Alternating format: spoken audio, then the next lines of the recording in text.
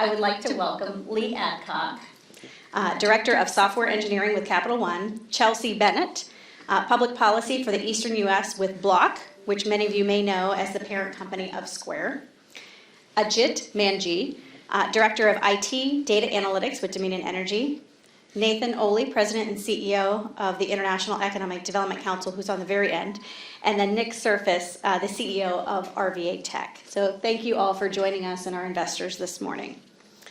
So I think it's probably safe to assume that, like me, most of you are not necessarily experts in AI. Though as I was driving here this morning, listening to a random song that I hadn't heard in years, I was thankful for AI on Spotify. And that's pretty much where most of my knowledge ends. So to start us off with, for each of you who are here today, can you tell us a little bit about your background and then your favorite uses of AI? Thanks. Yeah, so my name is Lee Adcock, Director of Software Architecture at Capital One. I've been leading some of our machine learning teams in our information security space for several years. I've been at Capital One around 10, 11 years. My favorite use of AI is really in accelerating research. I love using ChatGPT to ask questions and find information faster than if I was Googling it. I find with Google, you've got to really craft the answer or craft the question to really get the answer you're looking for, but I find with ChatGPT the ability to kind of anticipate and find answers faster has been really exciting. Well, good morning again. Chelsi Bennett. I am with Block, formerly known as Square. Other brands include Cash App, Tidal, Afterpay, TBD, and I've had the honor of leading our Eastern U.S. policy, state and local, 25 states for the past 3 years. What brings me here on this panel today is I also have the privilege of co-leading the development of our global AI policy principles at Block.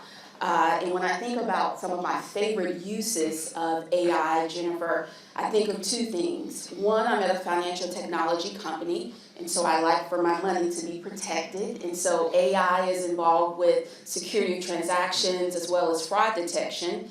And when I think about an everyday use case, I think about my digital voice systems around my house. I love to use them while getting dressed so that I don't burn my ear while I'm doing my hair, or I don't burn something while I am cooking in the kitchen. I'm Ajit Mandgi, and I'm the Director for Data Analytics at Dominion Energy. I've been in BI and data analytics space for more than 20 years now, and we use it more at Dominion Energy to help with customer focus, trying to give them the service they need, and reliability, making sure our power is well, after storms, restoration efforts and everything else. So that is our focus, using data analytics and AI. And with that, I'll pass it on to Nick. My name is Nick Serfass, CEO of the Richmond Technology Council. We're charged with kind of creating and developing the technology ecosystem here in Richmond as best as possible. And that includes over 200 member companies, all the way from enterprise level folks to startups and everybody in between. We have 5 conferences throughout the year on all kinds of different topics: cybersecurity, data science, product development, software development, women in tech, a whole bunch of different things. So if you're not familiar with rvatech, please check us out. My favorite use of AI right now is twofold as well. There's something called Crystal Knows. It's a plugin for LinkedIn, and it's a kind of a psychological analysis tool that you can use whenever you're selling to somebody or about to have a meeting with somebody or writing to somebody. It will actually adjust your Gmail to use words and phrases that are more apt to be more favorably looked upon by that person. If you actually put yourself in Crystal Knows, I was shocked by how accurate it was. I was like, oh yeah, that's how you should talk to me, for sure. And the second use is just AI-generated art that I can post on Slack that are kind of funny memes to my team. There's some great AI-generated art that's easy to make out there. Statue of Liberty eating pancakes is a great one. A whole bunch of good things. Well, good morning. I'm Nathan Ohle. I'm the President and CEO of the International Economic Development Council. We're the world's largest association for economic developers, and so we're working on economic development activities and work across the globe. And just a quick note of interest, Richmond is very well represented on our board. Jennifer serves on our board, and Leonard Sledge, who's in the back, serves on our board, and so I want to thank both of them for their leadership on our board. For me, my favorite part of AI currently is that I have a 16-year-old daughter and a 14-year-old son, and I got to introduce them to technology as opposed to them introducing it to me. So we spent a couple hours a few weeks ago on ChatGPT and helping them understand what it was, but also what you can use it for and what you can't use it for, especially when it comes to school. So for me, that was a fun activity to actually be a little bit ahead of my kids on that technology side. Thanks, Nathan.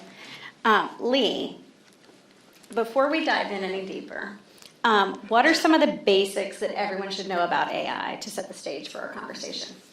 Yeah, sure. It's not a day goes by that you can't go look in the news and see information about AI and machine learning, generative AI, general AI. There's a lot of terms going out there, and they're often used interchangeably, but they're actually very different. So AI is this big umbrella term, and it means any sort of decision-making process that we've automated, that a human might make otherwise. So imagine you're going to go and create a system for playing tic-tac-toe. Maybe you come up with a set of rules for, like, I always start in the middle, or I'm always going to start in the corner, and you generate an AI for playing the game. And that represents the majority of AI that's out there today. It's in our phones, of course, it's in our car, and the stoplights. We've already probably interacted with AI in that form 100 times.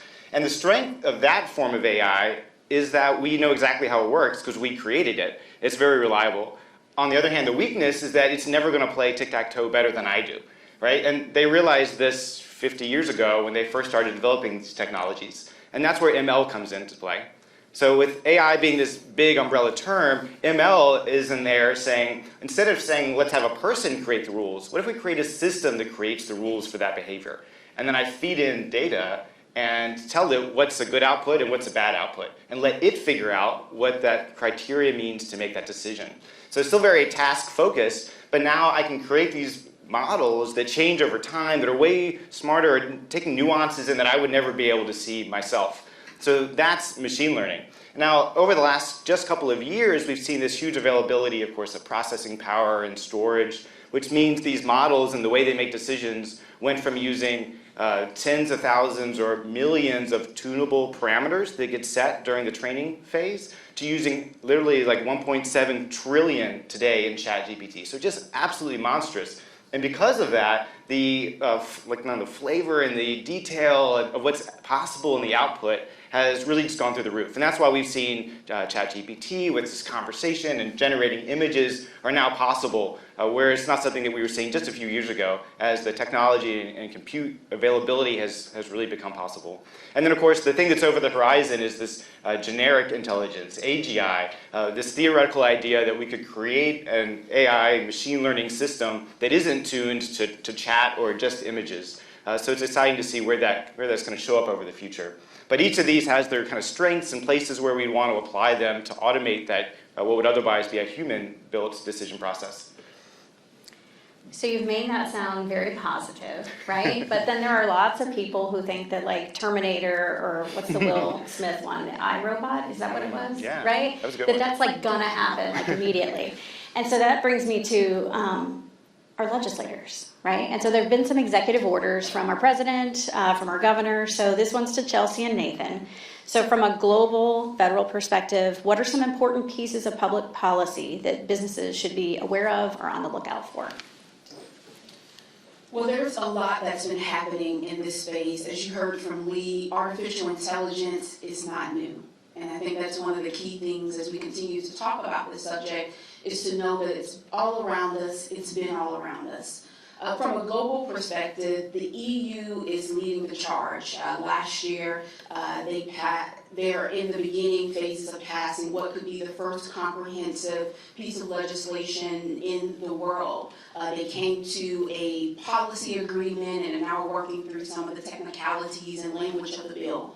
And then earlier last week, Australia came out with a response to a paper from last year as well, basically sharing that many of the laws that are already in place, they believe capture AI, and for them to continue looking at some of the laws and regulations they already have in place. From a federal level, as you mentioned, Jennifer, the White House released an executive order, and so that's in process.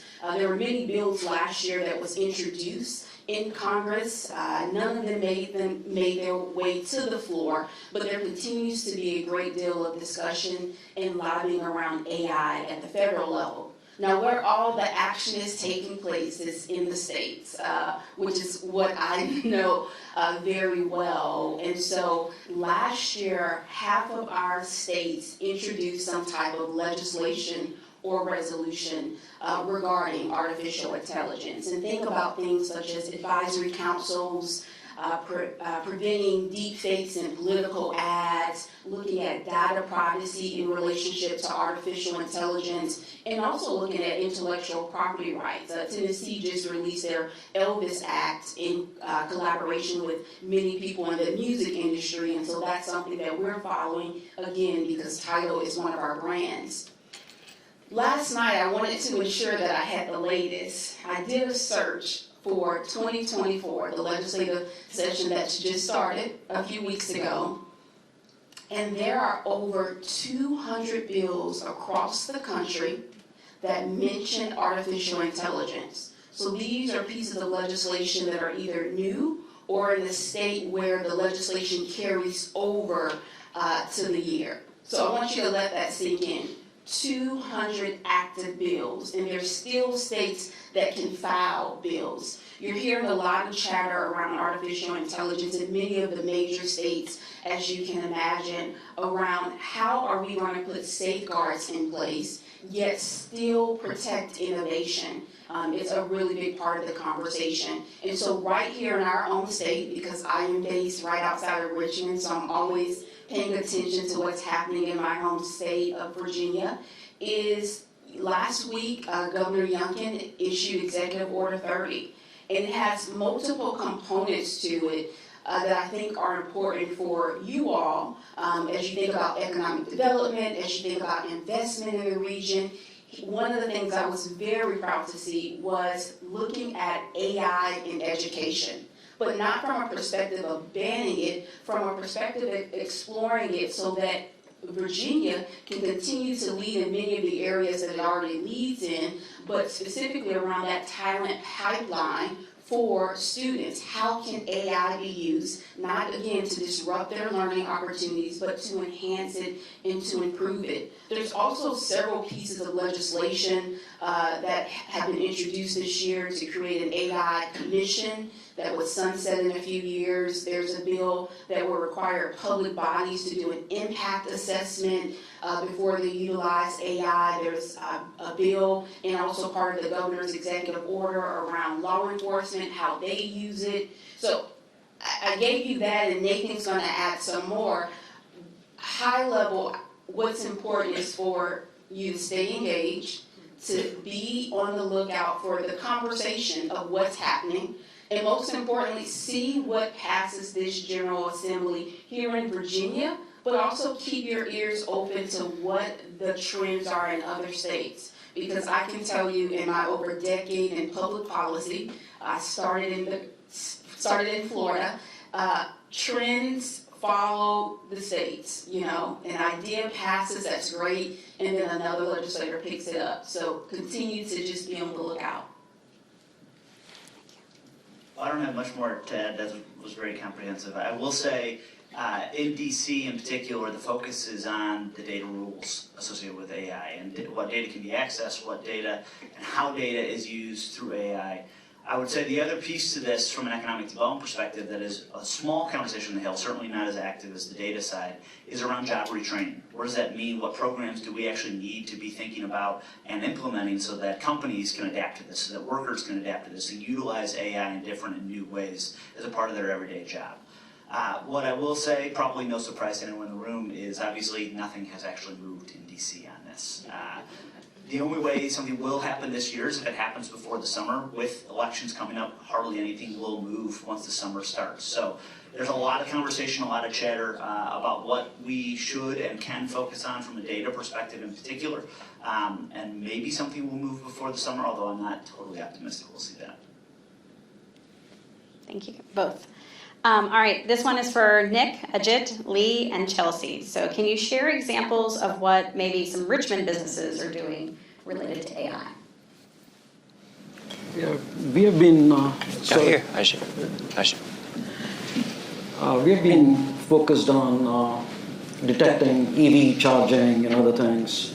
So we are kind of looking at the proliferation of EV and how we can predict where we need to be making our circuits and other things more robust, so the power supply is there. Those kind of things we're doing. So most of our focus is on those areas and helping bring efficiencies. That's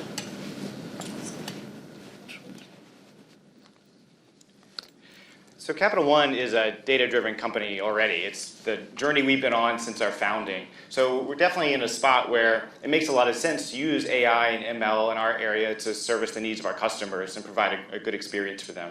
And a couple of examples I'll give you too. One is in the fraud detection space. So the ability to make a decision on whether a transaction might be fraudulent within like the milliseconds that we have to process that swipe is something that ML is just perfect for. The ability to look back at your transaction history, to compare it to other models we've seen of fraudulent activity or money laundering, and make that determination and decision like right there in the moment whether that authorization is going to go through. ML is exactly the right fit for that type of work. Another example of a way that it's interfacing with our customers or impacting their experience is when you call up and have a problem with your card or a question and you talk to one of our customer servicing agents. And being able to pull together information about all of those interactions and look for ways across every single conversation to optimize how we're talking to customers and look for places where we're doing things really well or have opportunities to improve. You know, although we have humans that analyze those calls, the scope of them is beyond what a person can do. So ML is the perfect fit to step into that space and drive improvements in those interactions. At rvatech, we're seeing a couple different areas where it's being creatively used, particularly at the startup space and small business. There's a lot of creative applications. There's a company called NearSense here in town. They're using sensors to monitor soldier performance in battle and making AI decisions whether that person should be pulled from battle or reallocated. There's other applications. There's a company called Tapped that's helping bands connect with venues and publication deals and things like publishers. There's a company called Precision Solutions that's looking at crane monitoring and how we can pull cranes from construction sites and reallocate them around town. So there's a lot of creative uses coming up from the small business area. But even more so, we're seeing the consultant and the managed service provider sector provide a lot of creative solutions and using it as a new skill in their portfolio of services. So we're seeing a whole bunch of artificial intelligence advisors now enter the field, and that's a new business opportunity for the managed service provider community here in town. With Square last year, we announced 10 Gen AI tools. Square, as you all may know, we started 14 years ago with a little white card reader, empowering over 90,000 businesses in Virginia. So we have a decent footprint here in the Commonwealth. But some of the tools, as we were just hearing about small business uses, is helping small business owners truly be able to start and maintain their business. So think about website copy. We have a menu generator that allows restaurants to generate a menu in minutes, which can be huge when you are starting a restaurant.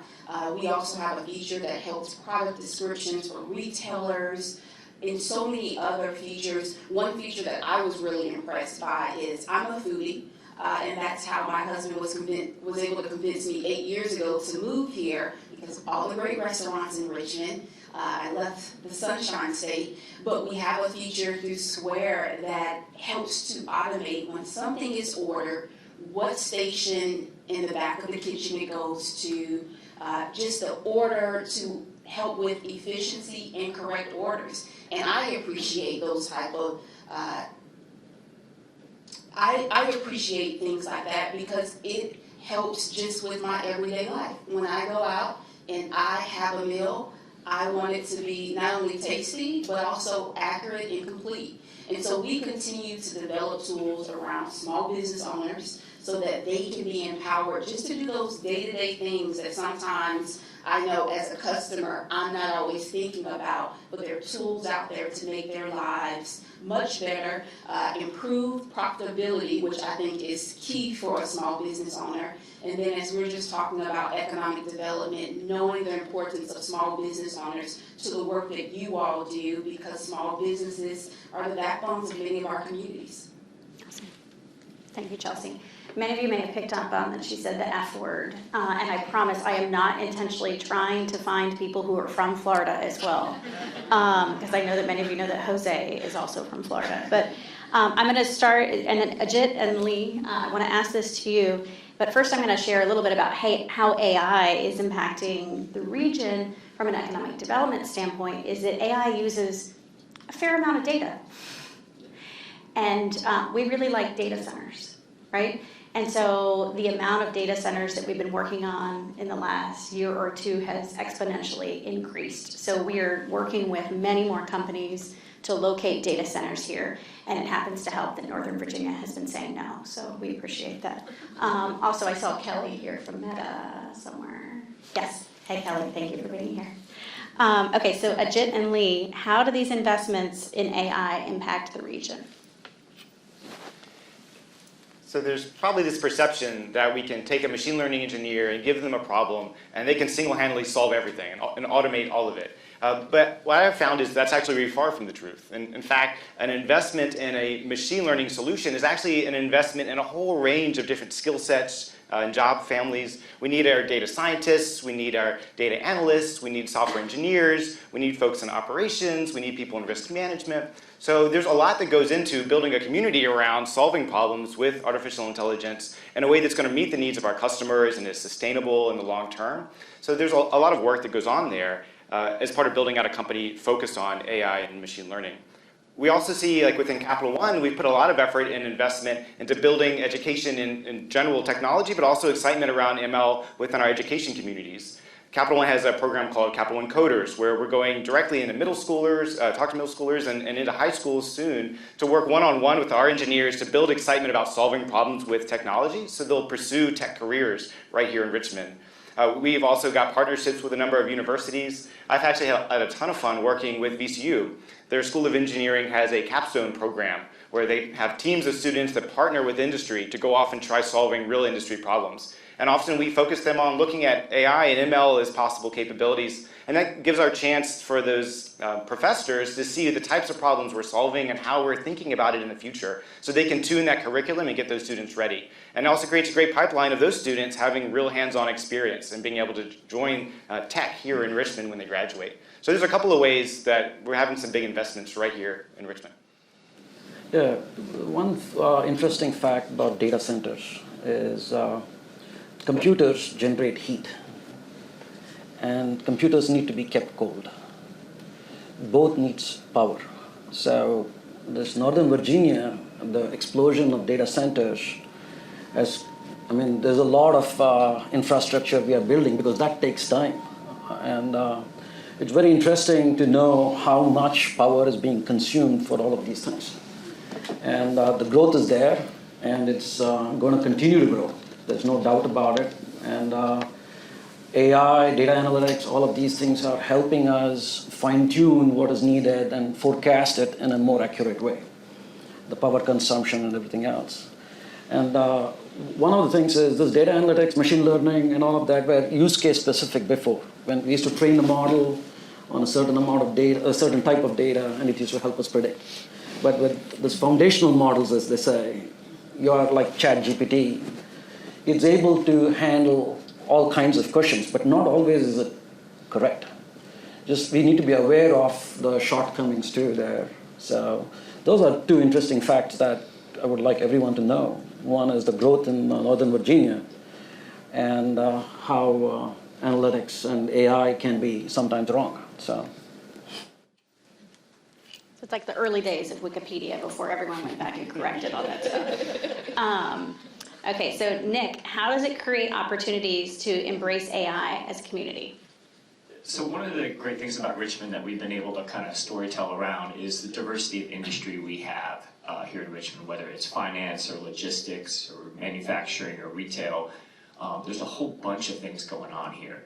So at least at the Richmond Technology Council, and I think Jennifer and some of the other organizations do the same, we look for opportunities where we can use Richmond to highlight that an impact here can be an impact across the country in a variety of different industries. So one thing in particular we did recently was apply for a federal EDA grant to create Richmond as an AI and a machine learning tech hub. It was for upwards of $75 million, and what we were able to do was to get over 50 companies and organizations from here in town to say, yes, Richmond's a great place to invest in, and again, an impact here can have an impact nationally, not just in one specific industry. So we're looking for opportunities like that. We're trying to storytell about how diverse Richmond is from an economic standpoint, and that similarly, the technology of AI can be applied in all of these different industries creatively and differently and have an impact. So I think we're poised to hopefully launch that kind of impact. Nick, you just gave me a good idea. Would you say that AI is involved in pharmaceutical manufacturing to a large extent?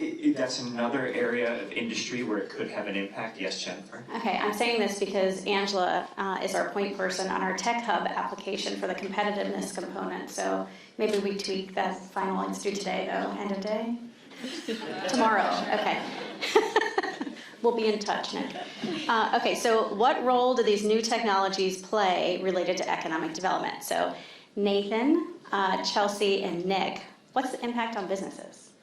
Well, to me, we're just at the precipice of what this means for economic development for companies, obviously. You heard talk about data centers. That's a huge part. In a lot of places across the country, you've got to have data centers to be able to store this data and understand it.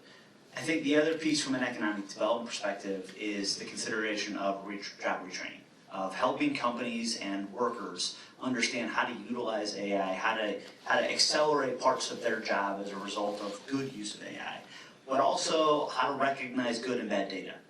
Because the data itself from AI is only as good as the data source it's drawing from. And so a big part of what we're thinking about in economic development, working with companies, working with different regions across the country, is how do you identify the best uses of AI? How do you then take that data that you get from AI and make sure that it is accurate and useful? We think of it not as an employee, but as an automated intern. It's actually drawing data, right? If you hire an intern, you're probably not putting them on the top level things in your organization, but you are utilizing them to grab data, to do research, to think about how you can use that data to accelerate the projects that you're thinking about. A huge part of this in itself from an economic development perspective is identifying companies that are potentially high growth in your area. It can accelerate that process, utilizing the data sets that you can access and accelerate your own process in identifying companies that are set for growth opportunities. So there's lots of great uses for it, but you also have to recognize it's not going to do it by itself. You've got to check that data, you've got to analyze it, you've got to use it in the right way to think through how do you utilize all the things that AI can do to accelerate the work that you're already doing. So it's not replacing what you're doing, it's actually making it more efficient and more effective. I'll piggyback on that a little bit in a sense that, we see it as an opportunity across the board, that this is a technology that is fairly democratized and that, again, almost every industry can apply it and apply it in very different ways. And one of the things we say at rvatech is we use a brand platform for Richmond. We say Richmond, Virginia, Tech's most creative city. And this is an opportunity for our companies here in town to really amplify and leverage that phrase and showcase, hey, we can be creative and use this technology in new and differentiated ways to build our own businesses and hopefully showcase how great this city is and attract others. As we've heard, artificial intelligence is a tool. And it's so important for us to remember that as we continue these conversations, as we continue learning, we continue seeing what businesses are doing, what legislators and policymakers are doing. Late last year, the Small Business and Entrepreneurship Council released a study that said that across the nation, 75% of small business owners are utilizing AI tools. So think financial management, email automation. This is becoming a part of our it's already a part of our day-to-day life. Also, this study showed that on average, small business owners are investing $1,800 a year in AI tools. And the reason being is because it's a tool. It's helping them to automate their operations, their workflows, increase profitability, maybe give the interns more meaningful work, so many different opportunities for AI. And one thing that was center for those who took part of this survey by SBEC was that they believed 85%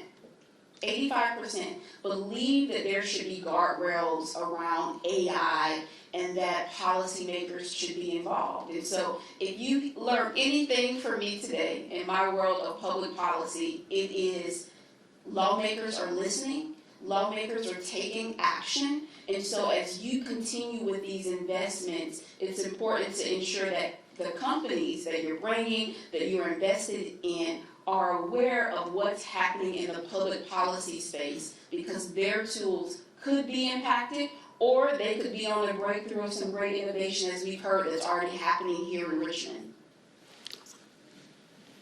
All right, this next one's for Lee and Ajit.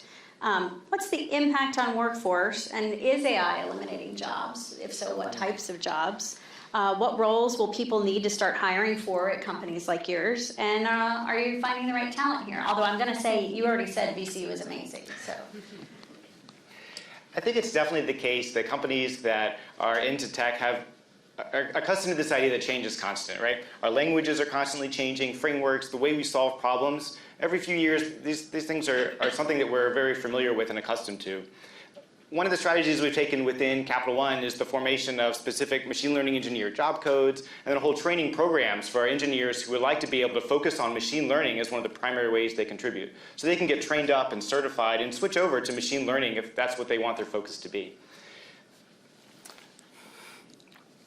Yeah. So our focus on crafting opportunities for universities and education to prepare their students, I think, makes a big impact. And a lot of the work that we find we're doing is more augmenting existing associates and making them more efficient. And my role within machine learning, we're really looking at how do we enable people to be more effective and get more valuable and better decisions in their work, versus automating their work completely. As I mentioned earlier with machine learning, the inability to understand exactly how the model works on the inside, the complexity is just beyond the ability of a single human to sit down and understand how exactly we're coming out with that specific decision. And that creates risk, of course. So being able to keep a human in the loop and being able to put the controls on top on that is really important. So I think we're going to continue to see change as we're hiring and the types of skills we're looking for. But I don't think it's going to be quite as impactful as I think people are worried about. Yeah, just like the industrial age, this is going to bring about some changes in the sense certain jobs are going to go and new jobs are going to get created. So people will have to the newer kids will be studying different kinds of things to better cope with that. So that might be causing a little bit of pain in the in the near future. But overall, it is going to be good. It's going to be very useful in medicine and other things. So a lot of good is going to come about from AI. But yes, that is going to be a small thing which we have to bear with. Same thing that happened during the industrial age.